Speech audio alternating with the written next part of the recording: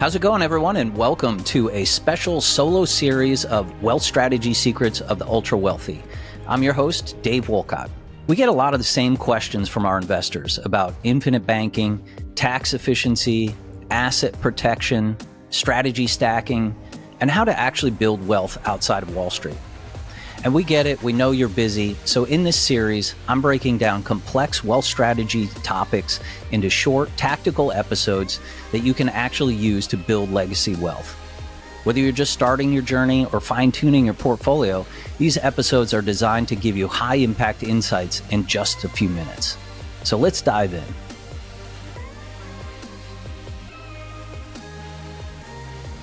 Welcome back to our Deep Dive series. If you're an accredited investor looking for smarter ways to grow your wealth, well, today we're diving into one of the fastest growing areas in alternative investments, private credit. What is private credit? Well, private credit is simply lending money to businesses outside of traditional banks or public bond markets. Instead of a company borrowing from a big bank, they can borrow from investors like us through a private credit fund. Think of it as the private market version of debt.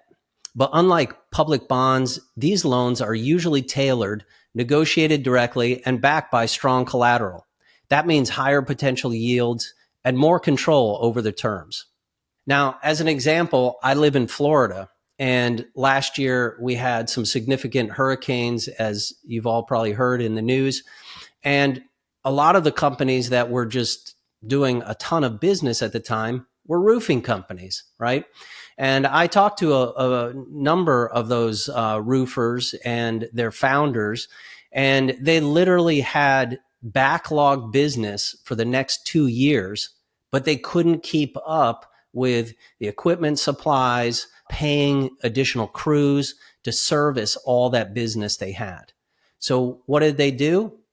Rather than go to a traditional bank where it might have taken them 6 months to actually get funding, or some of them may have not been able to get funding based on certain banks' regulations at the time because they didn't have the right credit, well, they could go and actually get a private credit fund. We could fund them inside of a week, running through our due diligence process or a due diligence process for a certain private credit, be funded, capture the revenue, and now they are going to pay a premium for accessing that capital, but they're able to capture the revenue. So they're happy, and it becomes a win-win all the way around.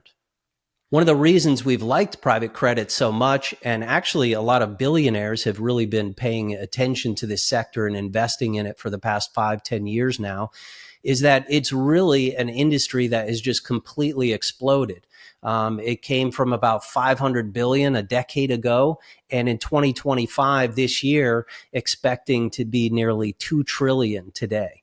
So that's over a 15% combined annual growth rate that continues to trend up. And why is it trending up? Well, it's trending up because there's additional constraints on the banking industry in terms of regulations and how they actually lend to different businesses. And there are a lot of demand from basically healthy businesses that are growing in the small to mid market that need access to capital to continue to grow. So how does this play in terms of investors and, what should you be looking for? Well, some of the things that we really like about this that we've tied into our investment thesis is that private credit offers very attractive yields. On the low end, you can see high single digits to up to, double digits and even over 20%, which definitely outpaces traditional bond markets and even a lot of the real estate asset classes that are out there. It also offers you downside protection because these loans are mostly senior secured, meaning that they're backed by collateral and they also have priority in terms of repayment. We also like that there's diversification because adding this to your portfolio provides this steady, stable, income-oriented return that's completely non-correlated to the stock market. And with all of the gyrations of the market, where we are in terms of valuations in the market, this is really a great asset class to diversify. It also doesn't carry any interest rate risk to it like real estate as well. And then lastly, one of the things that we really love about this asset class is the velocity that it provides. So various private credit funds have different types of loan terms. The fund that we're managing literally has only a 7-month average cycle of a loan that goes through the system. And interest and principal payments are actually paid back on a daily and weekly basis. So that means we can actually, as we get a return of capital, we don't have to wait for 5 years or 1 year. We're getting your capital back on a daily and weekly basis. And that loan is usually paid for by the end of 7 months, which means that we can continue to reinvest that capital into additional private loans out there so that you can then drive very accelerated compounded returns for that. So again, investors who are really looking to preserve capital, generate consistent cash flow, and really add a balance to being, portfolio. If your portfolio is heavy in equities or real estate, this can be a great way to drive some diversification in your portfolio. If you're curious about how private credit could fit into your asset allocation strategy, check out pantheoncreditfund.com. We've got some great assets in there, not only on our fund, but how does private credit, how do merchant cash advances actually work? And I think you're going to continue to see more and more credit type opportunities in the market. One thing that I will point out to investors as well, as we're seeing a lot more opportunities in the past year on the real estate side.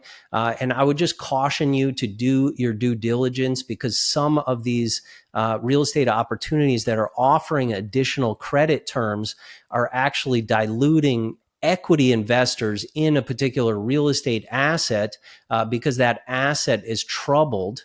And so therefore, they're really diluting those equity investors, and it may be a troubled asset. So you might think that it's very stable because it's real estate, but some are being challenged. So when it comes to credit on the real estate side, definitely do your due diligence on the asset and how well it's performing.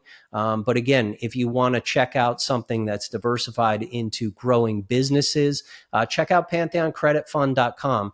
We've been running this for 3 years. It's been a phenomenal asset, performing well and institutionally backed as well. That's it. Thanks for tuning in today. And again, guys, please, if you're finding value in the show, please do us a favor and subscribe. Share the episode with somebody else who might get some value for it. That really helps us continue to get good guests and provide great content for you. So until next time, and go out and 10x your wealth strategy. Thanks for tuning in to our special solo series. If this episode sparked something for you and you're ready to learn more, head over to holisticwealthstrategy.com and download a free copy of my book. You'll also get access to our investor community, where we share exclusive educational content, new opportunities, and resources designed to help you accelerate your path to freedom. And if you want to take it even further, book a call with our team to learn about our virtual family office services, or join our mastermind group where we go deep into building true generational wealth. I'll see you on the next episode.